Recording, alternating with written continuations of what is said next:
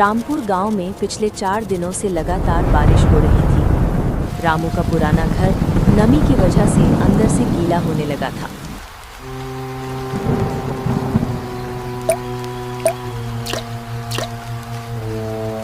हे भगवान, ये बारिश तो थमने का नाम ही नहीं ले रही। देखिए ना, घर का कोना कोना टपक रहा है। मैंने हर जगह बर्तन लगा दिए हैं। पिछले 4 दिनों से लगातार पानी बरस रहा है। अगर कल भी आसमान ऐसा ही रहा तो मैं काम पर कैसे जाऊंगा? घर में राशन का डिब्बा भी अब खाली होने लगा है। ऊपर से छत की ये हालत है। हमारी किस्मत ही खराब है।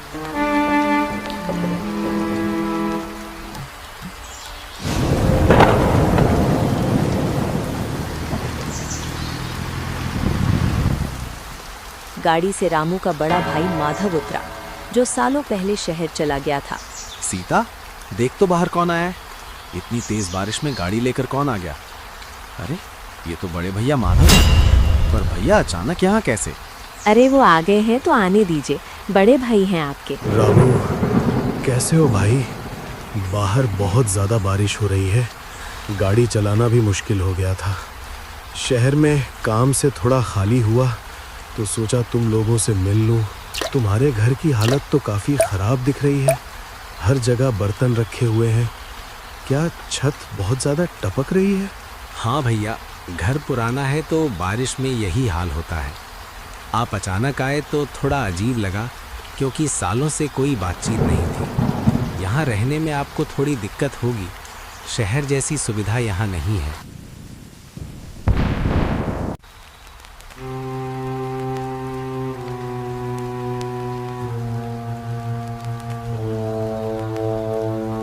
रामू, ओ रामू, तेरा भाई आया है क्या?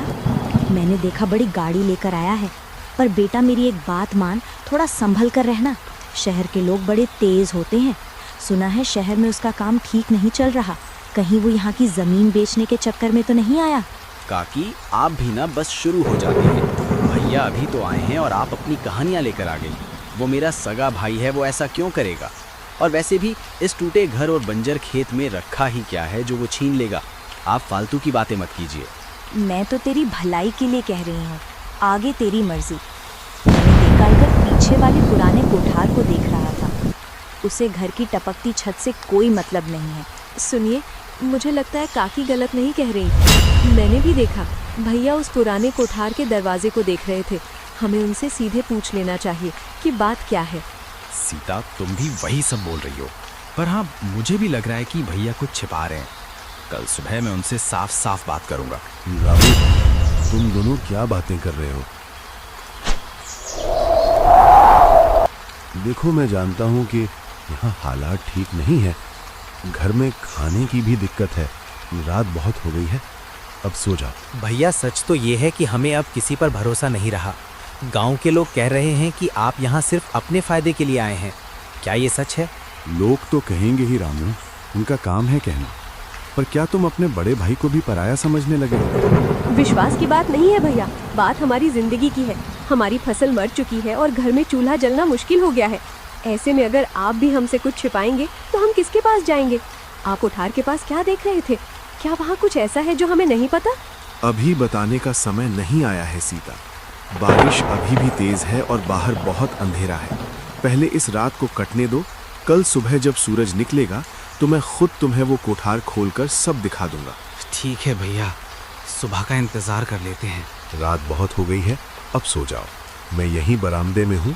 अगर बारिश तेज हो और पानी अंदर आने लगे तो मुझे आवाज दे देना। ठीक है, मैं बिस्तर लगा देती हूँ।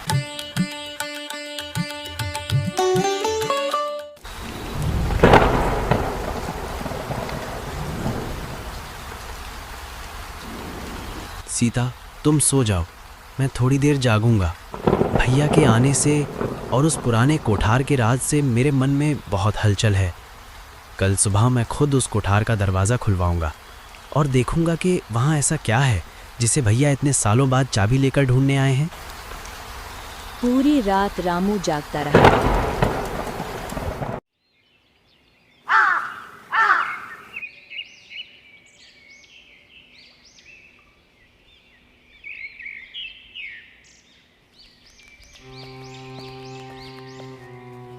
भैया आप ये क्या कर रहे हैं? कल से देख रहा हूँ आपकी नज़र इसी पुराने कोठार पर है। अब सुबह सुबह इसे खोलने की क्या ज़रूरत पड़ गई? जो भी बात है साफ साफ बता दीजिए। क्या आप इसे बेचने वाले हैं? रामू, तुम फालतू में परेशान हो रहे हो। मैं कुछ बेचने नहीं आया। ये चाबी मुझे पिताजी ने दी थी जब वो आखिरी बार शहर आए थे। उन्होंने कहा था कि अगर कभी घर पर बहुत ज्यादा मुसीबत आए तभी इसे खोलना। पर भैया आपने हमें ये बात पहले क्यों नहीं बताई? कल से काकी पूरे गांव में कह रही हैं कि आप यहाँ सिर्फ जमीन हड़पने आए हैं। काकी की बातों को छोड़ो सीता। मैंने ये बात इसलिए नहीं बताई क्योंकि मुझे लगा था कि शायद इसकी जरूरत कभी नहीं पड़ेगी। पर कल रात तुम्हारी और घर की हालत देखकर मुझे लगा कि अब इसे खोलना ही पड़ेगा। रामू ने कांपते हाथों से ताला खोला। दरवाजा खुलते ही ये क्या है भैया? लोहे का संदूक? मुझे तो यहाँ रहते हुए बरसों हो गए पर कभी पता नहीं चला। पर इसमें है क्या? उन्होंने मुझसे कहा था कि जब रामू मुसीबत में हो तभी ये उसे देना। ये लो, ये सब तुम्हारा है। भैया हमें बहुत शर्मिंदगी हो रही है। हमने आप पर इतना बड़ा शक किया। माफी की कोई बात नहीं है सीता। हालात ही ऐसे थे, कोई भी शक करता। पर मैं चाहता हूँ कि तुम इन पैसों से अपना खेत ठीक करो और इस घर की मरम्मत कराओ। आप भी हमारे साथ रहिए और हम मिलकर खेती करेंगे। अब आप वापस मत जाइए। नहीं रामू, मेरा काम शहर में है, पर मैं वादा करता हूँ कि अब हर महीने गांव आऊंगा। तुम अपनी मेहनत से इस जमीन को फिर से हरा भरा करो। अरे ये क्या निकाल रहा है अंदर से? लगता है माधव ने कोई खजाना ढूंढ लिया। मैं तो सोच रही थी ये लड़ेंगे, पर यहाँ तो ये गले मिल रहे हैं। माधव ने साबित कर दिया कि शहर जाने से दिल नहीं बदलते और रामू को समझ आ गया कि अपनों पर भरोसा करना कितना जरूरी है।